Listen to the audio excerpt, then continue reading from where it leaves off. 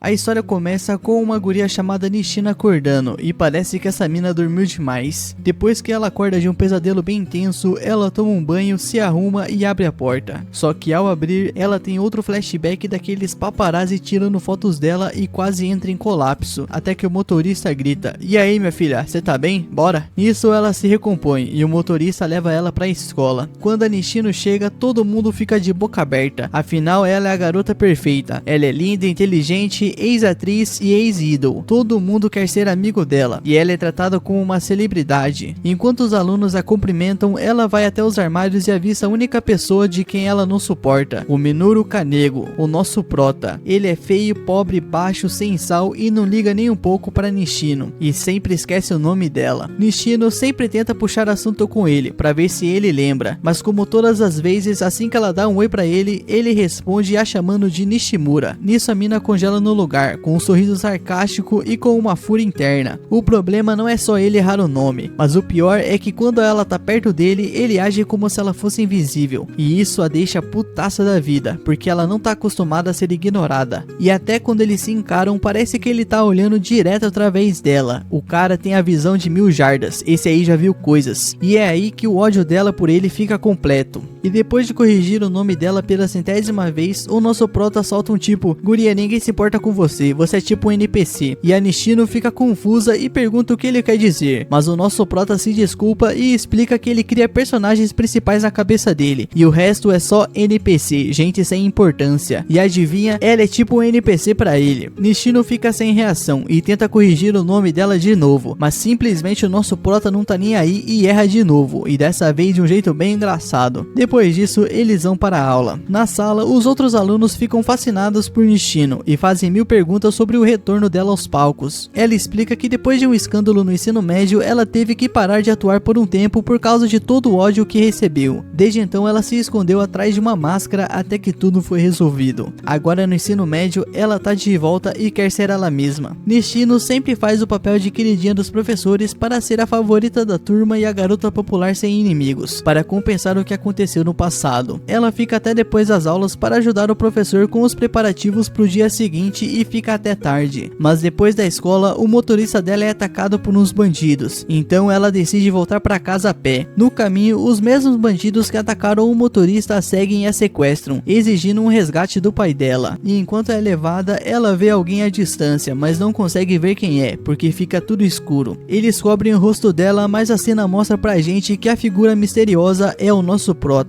o Kanego. Nishino acorda num armazém morrendo de medo, enquanto os bandidos discutem o que vão fazer com ela se o pai dela não pagar. Kanego tá do lado de fora usando um espelho para ver o que tá rolando dentro do armazém, e depois de analisar o lugar, ele se transforma na sua identidade secreta e entra. Os bandidos comentam que é a segunda vez que ela é sequestrada. A primeira vez foi por um stalker obsessivo, mas dessa vez são os inimigos do pai dela. Um desses safados diz que quer se divertir com ela, mas antes que ele possa fazer qualquer merda, o nosso prota quebra o vidro do teto e se revela como o Stylish Wogan Slayer. Um dos bandidos acha que é uma piada e puxa uma arma, mas o nosso prota derruba ela num piscar de olhos, deixando todo mundo chocado. Ele zoa esse bandido safado dizendo que ele não tem habilidades de movimento e o derrota rapidinho. O outro bandidinho percebe que o Kanego não é um lutador comum e comenta que ele também é um ex-militar, então tava esperando por um desafio desses. Ele puxa uma faca e ataca o Kanego, acertando alguns golpes, mas nada que ele já não esteja acostumado. Ele então saca sua arma favorita, um pé de cabra. Kanego avisa que os pés de cabra são as melhores armas de rua, porque são leves, resistentes e super versáteis. Ele usa os pés de cabra como se fossem nunchakus, com lâminas afiadas na ponta. O bandido é mais forte, mas o nosso prota o derrota facilmente, quebrando as suas pernas e o espancando, libertando o Nishino na sequência. Mas logo depois de libertá-la, ele simplesmente desaparece instantaneamente. Algumas horas depois, o pai de Nishino chega e, usando as suas conexões, ele consegue esconder o incidente do público, permitindo que ela continue sua carreira de atriz sem problemas. No entanto, o maior arrependimento dela foi não ter descoberto a verdadeira identidade do Stylish Wogan Slayer. No dia seguinte na escola, a Nishino cumprimenta o Kanego, esperando que ele se lembre do nome dela. E dessa vez, ele até chama ela pelo nome certo, deixando a mina chocada. Kanego olha diretamente nos olhos dela, e dessa vez é como se ela realmente estivesse aparece ali para ele. Nishino percebe que o Kanego é muito parecido com ela, escondendo-se atrás de sua máscara. Mas antes que ela possa descobrir mais o nosso prota, no dia seguinte, simplesmente o Kanego aparece morto nas notícias, atropelado por, adivinha, um caminhão. Depois disso, o Kanego é levado para outro mundo, onde ele explica um pouco mais de si mesmo. Ele conta que, como a maioria dos meninos, ele queria ser um herói quando era mais jovem, mas diferente de todo o resto, ele levava isso a sério mesmo. Ele faria de tudo para ser o mais forte do universo. Na escola, ele queria ser conhecido como um cara medíocre e discreto, mas por trás de uma máscara, ele era um lutador incrível que dava tudo no treinamento. No entanto, isso não foi o suficiente. Kanego fica frustrado por ser apenas um humano comum, já que humanos são fracos demais para lutar contra soldados militares ou sobreviver a uma explosão nuclear. Ele queria ser bem mais do que isso, ser um Eminent Shadow, um ser poderoso com muitas garotas poderosas no seu grupo, e a única maneira de se tornar esse herói era sendo reencarnado em outro mundo, o que aconteceu depois do acidente. Agora ele é conhecido como Cid Kanego, com um clã secreto chamado Shadow Garden. Mas antes de vermos como o Kanego chegou nesse status, somos levados a um flashback. Depois do acidente, o Kanego agora é conhecido como Cid. Ele acorda como filho do Barão e da Lady Keno, aristocratas do reino de Midgar. A família de Keno é conhecida por produzir cavaleiros das trevas ou esgrimistas que podem aprimorar as suas habilidades com magia. Por isso, os seus pais têm grandes expectativas para os seus filhos, especialmente para Claire, a irmã mais velha do nosso prota, com o seu talento excepcional. O Cid cresceu à sombra da sua irmã, mas sem o conhecimento da sua família, ele tinha outros planos para cuidar de noite, caçar vagabundo, e depois de matar um monte de vagabundo numa batalha usando a sua espada de slime e seu bodysuit, o nosso prota toma posse dos tesouros roubados. Não muito depois, ele encontra uma criatura toda fodida e estranha presa numa gaiola, e interessado, ele a leva para uma casa para fazer experimentos. Depois de um mês de tentativas, a criatura se transforma numa linda garota élfica. Nisso, o nosso prota aproveita a oportunidade. O Sage finge ser um herói que quebrou a maldição dela e a convida para se juntar a ele na missão de subjugar o famoso culto do diabo, uma historinha que ele inventou. A garota aceita e se torna sua segunda em comando, ganhando o nome de Alpha. Então 3 anos se passam e agora o nosso prota com 13 anos é visto treinando com a sua irmã Claire. Ele poderia facilmente derrotá-la, mas ele decide manter o seu perfil de NPC baixo. Nisso, depois dos 15 anos, todo nobre tem que ir para uma escola fodida, e a mina estava se preparando para ir, porém ela desaparece. O nosso prota e a sua organização The Shadow Garden descobrem que o culto do diabo está por trás do sequestro. Nisso, o nosso prota e seus subordinados partem para resgatá-la, enfrentando o Conde Gruice, um alto oficial do culto. O nosso prota derrota esse safado com facilidade e resgata sua irmã, mas ela decide partir para a capital real.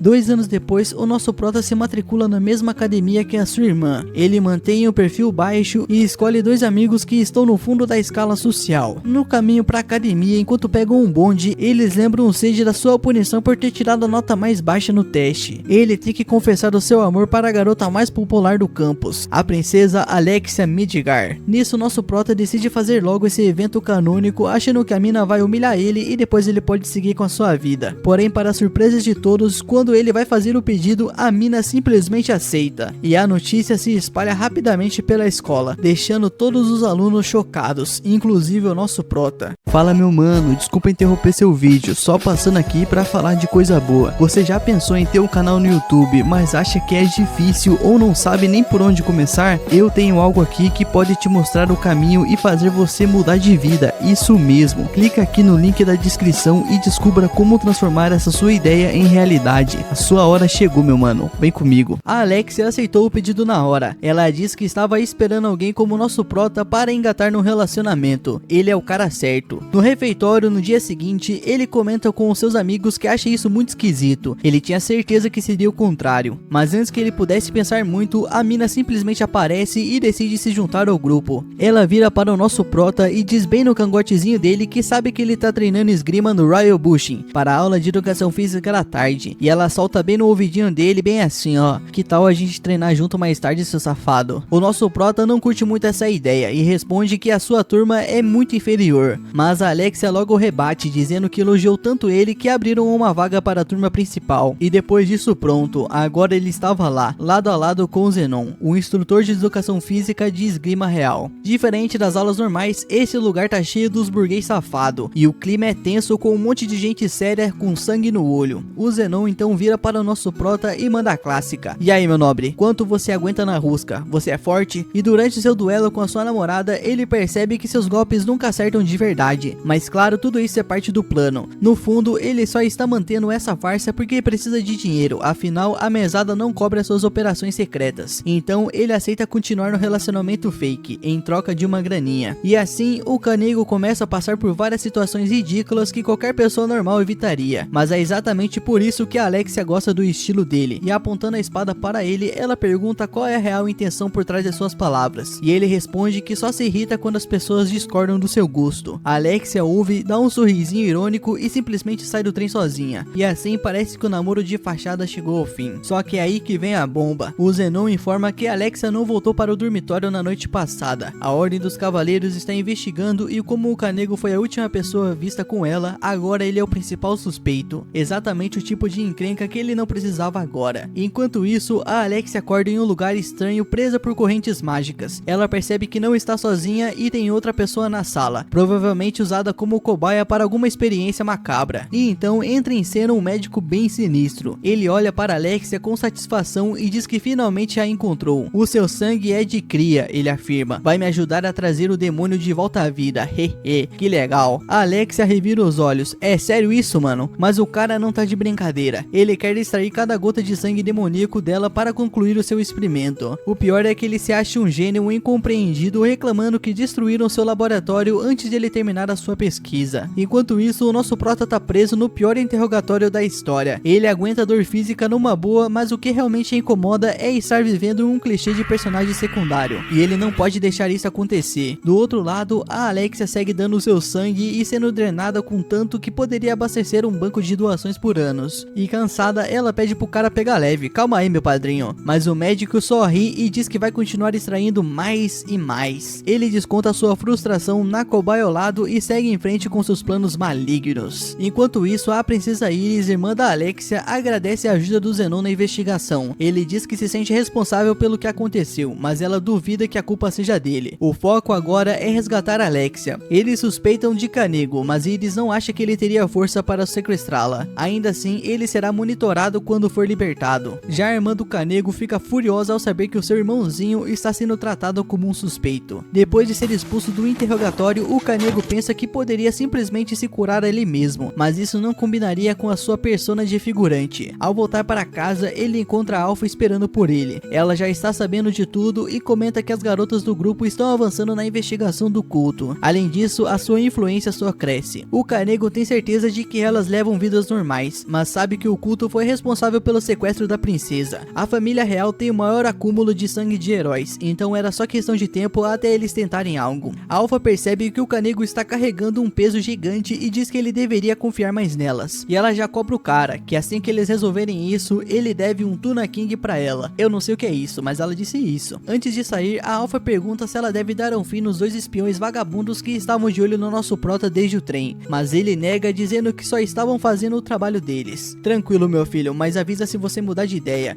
eu vou cortar a cabeça deles. Além disso, ela diz que a Delta também sente muita falta do nosso prota. Já mais à noite, o Canego prepara tudo para a sua grande jornada. Ele cuida de cada detalhe, desde a iluminação perfeita até um vinho refinado que custou uma fortuna. Tudo isso para criar o clima ideal para o seu grande momento. E como toque final, ele deixa uma carta na mesa. A hora da escuridão finalmente chegou. O mundo perfeito para nós, os emos. E sob as ordens de Alpha, a galera toda se reúne no Capitólio Real. E o plano deles é lançar um ataque simultâneo contra todos os esconderijos do culto dos diabos espalhados pela capital, enquanto procuram vestígios da magia da princesa Alexia. Gamma vai comandar tudo de forma geral. Alpha lidera as tropas locais, Y fica no suporte remoto e a Delta fica na linha de frente pronta para matar vagabundo. Mas antes de sair, é claro, o nosso prota tem que dar aquele toque dramático. Essa noite o mundo nos conhecerá, porque eu sou o Batman dos Isekai. pai. Nisso ele sai de casa com toda a sua imponência, mas mal coloca o pé na rua e já é pego numa emboscada pelos oficiais, que metem a bota da Alexia na mão dele e tentam incriminá-lo. Pena que os caras não sabem com quem estão lidando, e em segundos o Canego se livra de todos eles na escuridão e solta um aviso: até o sol nascer, tudo isso vai acabar. Lá no esconderijo, o Dr. Maluco entra em pânico, achando que os cavaleiros estão atacando, e decide acabar com tudo ali mesmo. Sem tempo para esperar, ele injeta uma parada estranha na criatura gigante no laboratório, e é claro que isso ia dar errado, porque a primeira coisa que o bicho faz é matar o cara. O lado bom, a coisa destrói as correntes de Alexia, dando a ela a chance perfeita para fugir antes de tudo desabar. Mas antes que ela pudesse escapar em paz, vem outra bomba. O cara por trás de tudo isso é o Zenon. Ele confessa que financiou os experimentos e que o verdadeiro prêmio sempre foi o sangue da princesa. Agora, com tudo isso garantido, ele finalmente vai conseguir a 12ª vaga na távola, abandonando de vez aquele posto ridículo de instrutor de espadas. Mas a Alexia não consegue entender nada do que ele tá falando. O que é essa tal de távola, meu querido? Explique-se. E ele diz que são os 12 cavaleiros supremos da ordem. E ele ainda revela que no momento Iris seria a melhor escolha para os planos deles, mas a Alexia serve como um plano B. E putaça, a Alexia parte para cima do cara, mas o Zenon debocha dizendo que ela nunca será como a sua irmã. Só que é claro, ela tem um truque na manga e consegue cortá-lo de raspão. Pena que na sequência ele lança um golpe que ela só consegue ver no último segundo. Quando tudo parece estar perdido, adivinha quem aparece? Isso mesmo, o Homem de Preto. O Shadow surge das sombras pronto para a ação. O Zenon solta uma provocação: então você é o safado que anda metendo os dedos nos nossos planos, né, seu merda? Nisso o Shadow só responde: vocês são um bando de covardes perseguindo os mais fracos, vocês são uns lixo. Nisso o Zenon avisa que dessa vez o jogo mudou, afinal ele é o membro do núcleo da távola. Ele avança contra o Shadow, mas Alexia não consegue nem acompanhar os movimentos. No meio da poeira, o nosso Shadow debocha: você é um merda, mano, você não é nada. Enquanto isso, na cidade, o monstro solto pelo doutor está causando o maior estrago. Os cavaleiros das trevas tentam de tudo, mas a criatura se regenera rápido demais. A Iris ataca com precisão, mas nada parece resolver. Então ela ativa sua técnica especial, envolvendo a sua espada em chamas e parte para acabar com o bicho de uma vez. Nisso, a Alpha surge do nada e a interrompe: você tá fazendo a criatura só sofrer mais, seu vagabundo, para com isso. E com um único golpe poderoso, a Alpha evapora o monstro, e Iris fica chocada com isso, mas a Alpha só manda o recado: fique fora do caminho da nossa organização. Nisso ela some, deixando a Iris confusa e ainda procurando por Alexia. Já no duelo, o Zenon percebe que subestimou o Shadow, então ele ativa o poder da távola, ficando ainda mais forte e tenta intimidá-lo, mas o Canego nem precisa se esforçar, e em um piscar de olhos ele acerta o Zenon pelas costas. Furioso, o Zenon parte para cima descontrolado. Os seus golpes são rápidos, precisos e beiram o transcendente, mas o Shadow nem se abala, e enquanto Alexia observa a luta, ela percebe algo. Por mais que ela tenha treinado com afinco, ela nunca conseguiu superar a sua irmã. Sempre foi vista como medíocre, mas ao ver o Shadow lutando, ela finalmente entende: não é questão de talento inato, e sim da forma como você usa a esgrima. O Zenon, já sem opções, puxa uma cartada final, uma pílula que desperta o poder além das limitações humanas. Só que tem um problema: se alguém comum tomasse isso, seria facilmente dominado pela força e morreria. Ele então engole a cápsula, e a sua forma muda completamente, o tornando uma aberração demoníaca. Ele acha que agora sim está no topo, mas o Shadow, ele solta um suspiro: é só isso, seu merda, não se acha o todo poderoso. E com uma sequência absurda de soco e porrada, o Shadow desmonta o novo Zenon com facilidade, e então ele resolve dar o seu showzinho. Ele conta a história de um homem que queria sobreviver a uma bomba nuclear, então treinou seu corpo, mente e habilidades até o limite, e se tornou algo nuclear. E no momento seguinte, ele se autodeclara Atomic.